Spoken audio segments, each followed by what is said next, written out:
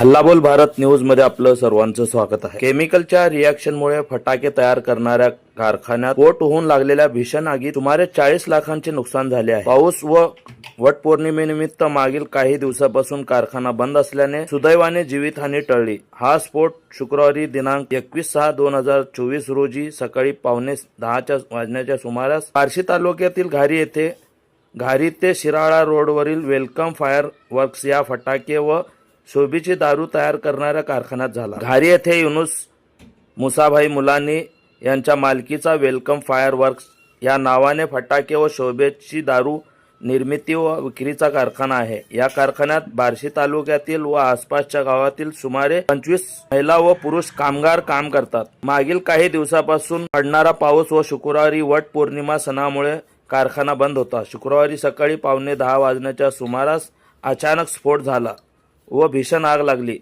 या स्फोटाची तीव्रता एवढी मोठी होती की आवाजाने पांगरी गावापर्यंतचा सुमारे 5 ते 6 किलोमीटर अंतरावरील परिसर हादरला। या आगीत कारखान्यातील 2 खोल्यासह तयार फटाके, कच्चा माल, केमिकल जळून खाक झाला। सुमारे 40 लाखांची वित्तहानी झाली आहे।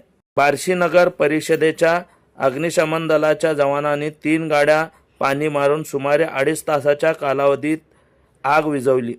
आगीची माहिती कळताच बार्शीचे तहसीलदार FR शेख, पोलीस उपाधीक्षक जालिंदर नालकुल, पोलीस निरीक्षक मिठू जगदाळे, पांगरी पोलीस स्टेशनचे पोलीस उपनिरीक्षक प्रतापसिंह जाधव, सहाय्यक पोलीस निरीक्षक दिलीप ढोरे यांच्यासह तलाठी, मंडल अधिकारी, ग्रामसेवक, घारीचे सरपंच यांनी घटनास्थळी भेट दिली।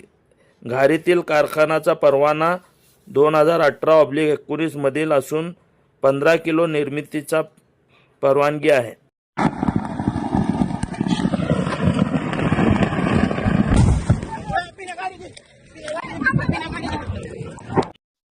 आपल्या शहरातील ताज्या घडामोडी पाहण्यासाठी हल्लाबोल भारत न्यूजला सबस्क्राईब करा आणि बेल आयकॉन प्रेस करा।